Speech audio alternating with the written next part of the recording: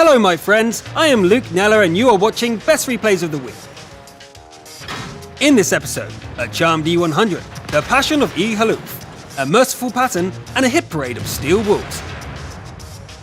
But first, as always, the warm-up.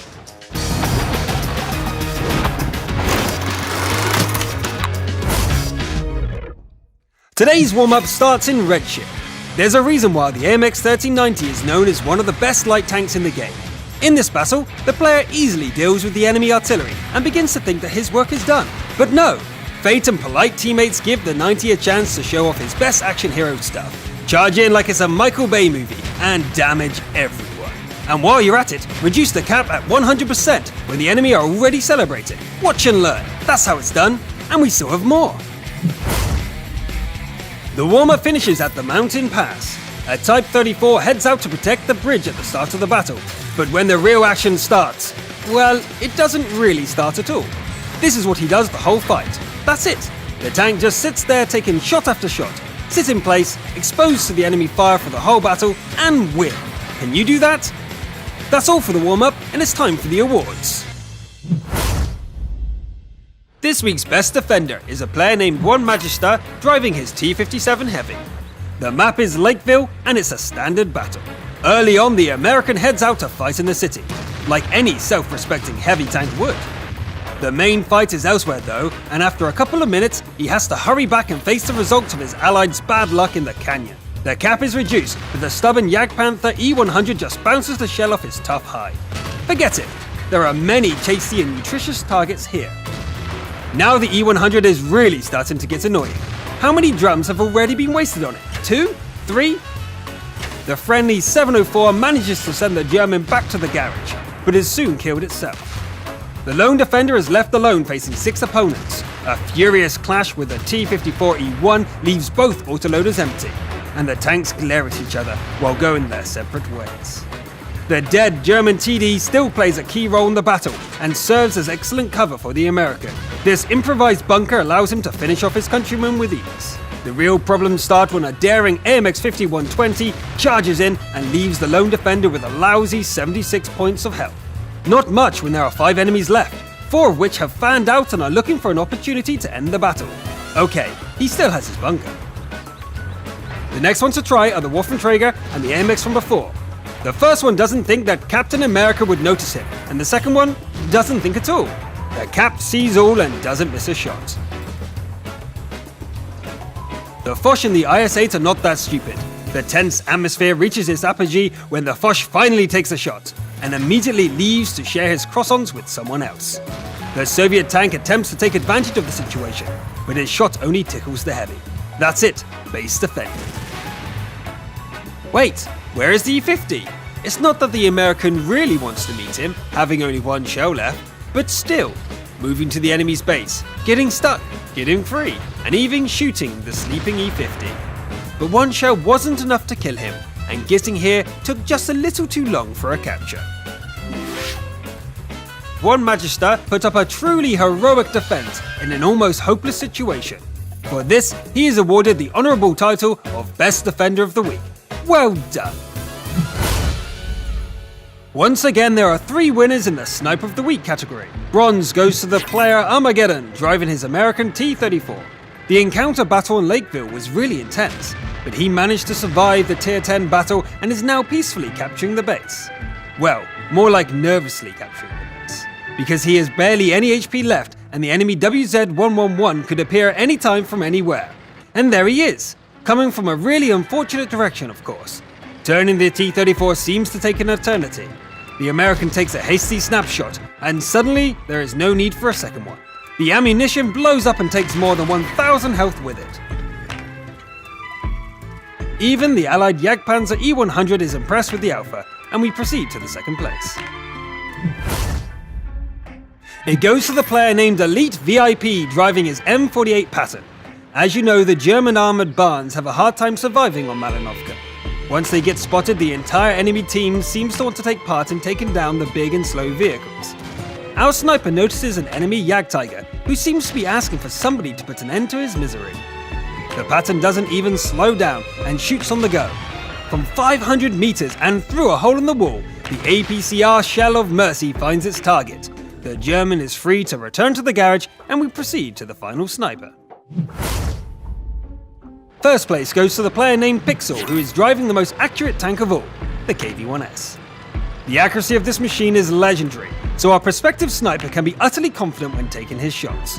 When it comes to finishing off artillery, he is unstoppable. Not only that, but an ally gets in his way, easily fitting into the huge spread of the aiming circle. But why worry about the details? Fire! Did anyone doubt this? The shell flies between the Stuart's tracks and into the fragile SPG. Great shot! Just remember that this trick was performed by a professional KV-1S driver, so don't try this at home.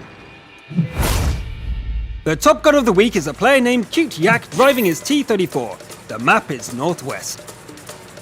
Early in the fight, the Soviet warrior tries to take the role of a wingman and provide supporting fire for his teammates. Unfortunately, those teammates don't just seem to want any help. They want to carry hard. There is no other explanation for their actions. See for yourself. The T-34 kills 2 enemies while 3 teammates go down. Yeah. Okay, so it's he who has to carry. First, a tiny Panzer 1C is crushed by his authority, and the Churchill 3 and a foolish arty is dispatched soon after. Easy enough so far. No time to celebrate. The Allies continue to die as fast as our T-34 gets his kills. A change of flank, and now there is one less enemy to worry about. The KV-1 and the T-34 could be serious threats, but not today. Just 2 more piles of scrap. The minimap shows an enemy approaching the Allied base. Of course he'll turn back. Who else would he trust to do it? Another one down. Another attempt to go on an attack is interrupted by the siren's howl. Okay, enough of this. He's tired of it. The T-34 tells his remaining ally to go to the enemy base and returns to stop the cap himself. And here's the troublemaker. The enemy Hetzer takes the wrong moment to blink and opens his eyes in a burning red. Almost immediately, his last ally shares the fate of the German aggressor. Stay calm. There's only one enemy left, and this Soviet warrior has no intention of losing, especially since his killing power has reached over 9,000. A long drive to the enemy base, a moment of hide and seek, and the last enemy is taken care of. Well done. 11 kills for the player who was practically alone in every encounter for the whole battle. He truly deserves the title of Top Gun of the Week. Congratulations! This week, the Steel Wool category will also have 3 replays. Third place goes to the player named Magnet Vosh, driving a T-29. He arrives at Erlenberg with a single goal of protecting his base from attackers. Any good guide to World of Tanks will tell you to use your head, and so the American decides to do just that. He heads to the hills, pokes out his turret. It really works! The enemies swarm in front of him, but they can't do anything to the T-29's impenetrable turret as he starts to take them apart one by one. 6,500 points of potential damage and a good use of terrain brings the bronze to the player who used his head. And we move on. The second place goes to the player named Wolverine7878, driving the Black Prince. Like the American in our previous story, this Brit knows what to do and how to do it. He goes to the bridge, picks a good position, shows his seemingly vulnerable side, and waits for any naive opponents. They don't know that the side of the Black Prince can withstand an orbital laser strike, not to mention Tier 7 guns. And so it begins. Everything is thrown at the Prince, including several HE shells from frustrated enemies. The British crew is kept busy repairing the track and other equipment, and shooting back when they have time. Eventually the enemy team runs out of tanks, and the Brit is still there. He's quite banged up, but victorious. And finally, the first place goes to the player called Mironov, driving his E-100. Another assault at Erlenberg, and the same defensive play. Even the flank is the same as with the T-29 story, but there is a small difference. The German drives around the whole map, kills 8 tanks, deals more than 7,000 points of damage, receives about as much in potential damage, and doesn't lose a single hit point. All the enemies manage to do is scratch his paint and break the observation device early on in the battle. The repair cost comes to a punishing 140 credits. But hopefully the player can balance his budget with the title of Steel Wool of the Week and the gold that comes with it. Congratulations. And finally, the winner of the Best Replay of the Week category is called Naumov Djaka. and he is driving the Object 140. The usual opening for medium tanks on Halluf is to drive down to the beach, but this med driver thinks differently and moves closer to the center of the map. It's fun to take shots of the enemy from the safety of the hill, but the scorching sun does finally convince him to head towards the cool waters. He doesn't manage to finish off the Indian Panzer on the way, but a T-44 does finally find peace. Blind shots have no effect, but he manages to get a good hit on the fast-moving 1390. The player barely has time to settle in for giving long-range support to his allies when an enemy Foch suddenly drives straight into his line of fire. A tracking shot, another hit, and the French crew's coffee machine catches fire. Maybe they should have brought a fire extinguisher instead. The IS-7 can't help his ally, and a second fire is too much for the TD. Another fatal kiss is blown at the Type 61, but the front of the IS-7 is invulnerable from this distance. And then there is no time to aim, when a 121 charges out from behind the hill with obvious violent intentions. Our med driver sets his enemy on fire for the third time in this battle, and wins the duel. The enemy clearly has the upper hand, and the AMX-50B rushes in to end the fight. And end it he does. The 44 is handled by his allies, and the 140 goes hunting for the American Heavy. The Heavy is not alone, so a tactical retreat is in order.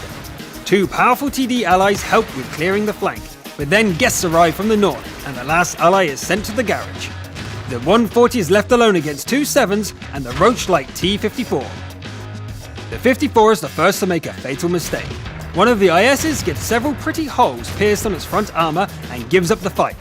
The remaining Heavy doesn't rush into a head-on attack though. Maybe he has a cunning plan. With total surprise on his side, the IS charges down the hill behind the 140. The cunning enemy gets a shell in the back and is left smoking sadly in the hot sun. 11 kills, massive damage of more than 10,000 points, and flawless action during the whole fight make for a great entry into the lists of best replayed champions. We are honored to award the gold, the medal, and our total respect to Naumov Jaka. Well played, sir. That is all for today. If you don't know how to get involved, the link for How Do I Get On Best Replays of the Week is on the screen. Click those like and subscribe buttons to see more, and I'll see you in the comments. Thanks everyone, and goodbye for now.